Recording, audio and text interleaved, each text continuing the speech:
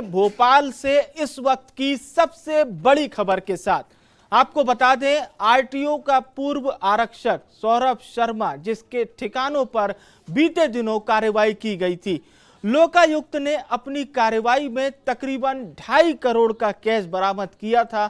40 kilo के लगभग चांदी बरामद की थी। इसके साथ ही साथ कई ज्वेलरी और कई संपत्तियों के कागजात भी बरामद किए गए थे। लेकिन अब इस मामले में एक नया एंगल सामने आ रहा है, जिसकी जांच की जा रही है। पता ये लगाया जा रहा है कि जंगल में ये जो गाड़ी थी लावारिस हालत में, जिसमें 10 करोड़ कैश और तकरीबन 50 किलो से ज्यादा सोना था, ये आखिर किसका है, इसकी तलाश में अफसर जुट गए हैं। इसके एंगल की तलाश की जा रही है। और साथ ही साथ आपको बता दें, ये पता करना भी कहीं ना कहीं अधिकारियों के लिए एक बड़ा टास्क होगा कि जंगल में ये गाड़ी इस तरह से लावारिस हालत में आखिर रख के कौन गया।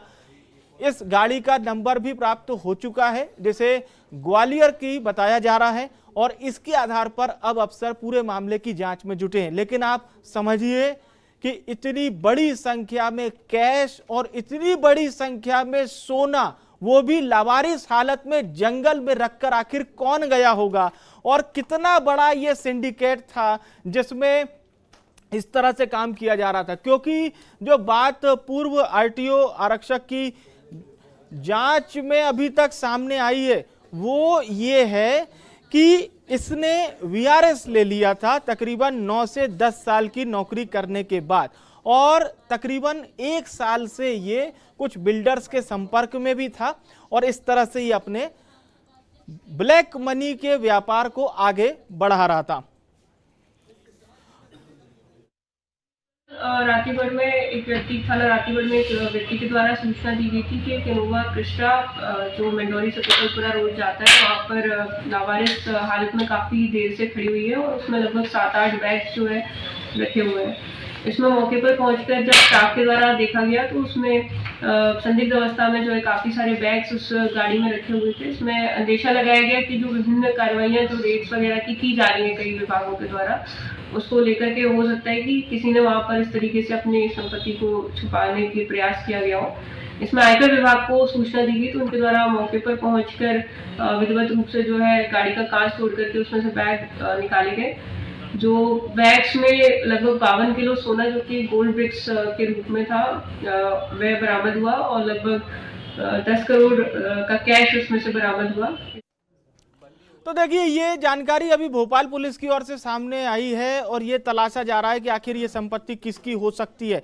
हमारे साथ इस वक्त न्यूज रूम से भोपाल से हमारे सहयोगी रंजन भी हमें ज्वाइन कर रहे हैं।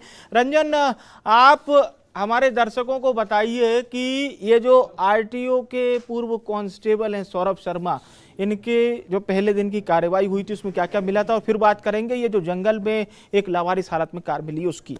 जी देखिए, लोकायुक्त की टीम जो है लगातार भोपाल सहित जो है अलग अलग जगहों पर छापेमारी कार्रवाई कर रही है, क्योंकि भोपाल के ही 2 से 3 ठिकानों पर जो बड़े बिल्डर्स थे, उनके जो बिल्डिंग्स पर है जो है लोकायुक्त की टीम ने छापेमार कार्रवाई की थी, जिसमें कि हम सीधे तौर पर देख सकते हैं करोड़ों के कैश जो है वो बरामद किए गए थे। और साथ ही साथ अगर हम बात करें तो 40 किलो से अधिक सोना जो है पुलिस ने बरामद किया था, जिसके बाद से अब जो ये लोकायुक्त की टीम जो है और भी जाँच कर रही है कि किस तरीके से ये 40 किलो चांदी जो है वो उनके घर में था, क्योंकि एक आरटीओ ऑफिसर के पास 40 किलो से अधिक चांदी अपने आप में सवाल उठाता है। और बहुत ही पॉश कॉलोनी में उनका घर था।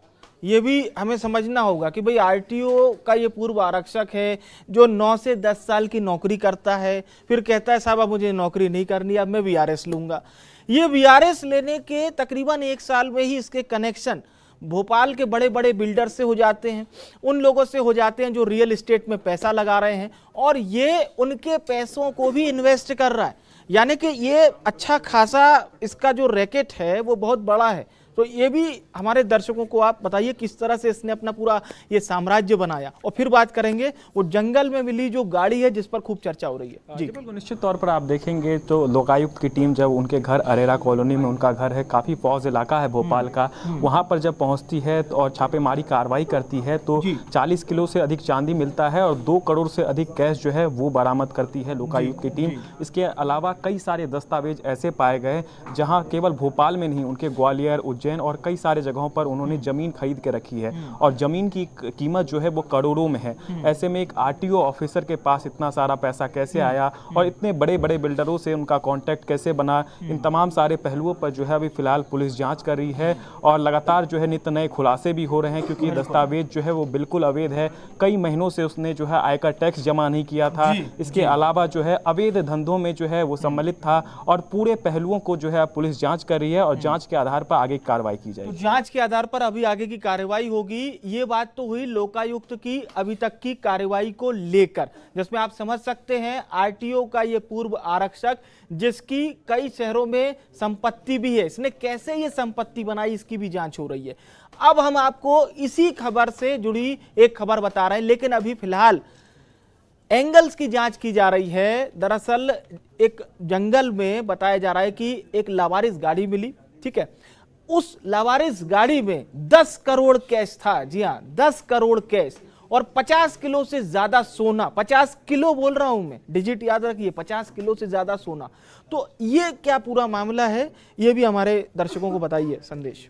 जी बिल्कुल, देखिए लोकायुक्त की टीम जिस तरीके से जांच कर रही है और लगातार नित्य नए खुलासे जो वो हो रहे हैं, तो ऐसे में मंडोरा के जंगल में जो है पुलिस ने जब छापेमारी कार्रवाई की तो एक गाड़ी के अंदर से जो है 50 किलो से अधिक सोना और साथ ही साथ 10 करोड़ से अधिक का कैश जो है वो लोकायुक्त की टीम ने बरामद किया है। लेकिन अभी ये कैश किसका है, ये सोना कहाँ से आया, अभी तक पुलिस को इसकी जानकारी नहीं मिल पाई है। लेकिन पुलिस जो है तमाम सारे पहलुओं पर जांच कर रही है। सबसे बड़ी बात यह है कि ये जो 50 किलो सोना है उसकी कीमत लगभग 40 करोड़ से अधिक बताई जा रही है, क्योंकि जिस तरीके से लोकायुक्त की टीम और ईडी की टीम जो है कार्रवाई कर रही है, तो ऐसे में संदेह यह भी बताया जा रहा है कि जिनके ऊपर कार्रवाई की जा रही है उन्हीं में से किसी एक व्यक्ति ने कि ये उन लोगों का ये संपत्ति हो सकती है। लेकिन जैसा संदेश बता रहे हैं कि 40 करोड़ से ज्यादा का सोना है और 10 करोड़ से ज्यादा कैश, यानी तकरीबन 50 करोड़ की ये संपत्ति हो सकती है, 50 करोड़ की। और अभी तक ये नहीं पता चल पाया है कि ये किसकी संपत्ति है। हालांकि जो गाड़ी बरामद हुई है संदेश, उसके हिसाब से पुलिस अब ये जांच में लगी हुई है कि आखिर ये किसकी गाड़ी है। ग्वालियर नंबर बताया जा रहा है, आरटीओ का नंबर जो है वो ग्वालियर का है। तो इस आधार पर पुलिस फिलहाल अब आगे की जांच करेगी। जी बिल्कुल, निश्चित तौर पर देखिए तो जो नंबर प्लेट पे नंबर आरटीओ से इकट्ठा किया गया तो ग्वालियर का ये नंबर बताया जा रहा है। लेकिन मैंने जिस तरीके से बताया कि जब लोकायुक्त की टीम छापेमारी कर रही है तो केवल भोपाल में ही ये छापेमारी नहीं चल रही है। भोपाल के अलावा जो है ग्वालियर, उज्जैन, इंदौर में भी जो है लोकायुक्त की टीम लगातार छापेमारी कार्रवाई कर रही है। तो ऐसे में हो सकता है कि किसी ग्वालियर के बड़े बिल्डर का ये गाड़ी हो सकता है जो कि यहाँ पर पाया गया है। ऐसे में पुलिस जो है तमाम सारे पहलुओं पर तो यही जाँच कर ही रही कि आखिर ये गाड़ी किसकी है। लेकिन सबसे बड़ा सवाल है कि इतने भारी मात्रा में सोना बरामद होना अपने आप में एक सवाल भी उठाता है कि आखिर कौन ऐसा व्यक्ति था कि जो रातों रात जो है सोने को ट्रांसफर कर देता है। और तमाम सारे मुद्दों पर जो है चर्चा जो है पुलिस कर रही है और साथ ही साथ जांच भी कर रही है। बिल्कुल रंजन, आपने सही कहा और अब इस जांच में क्या सामने आएगा ये हम देखेंगे। लेकिन दोनों खबरें बहुत महत्वपूर्ण। बहुत बहुत शुक्रिया रंजन, आपका धन्यवाद हमारे साथ जुड़ने के लिए।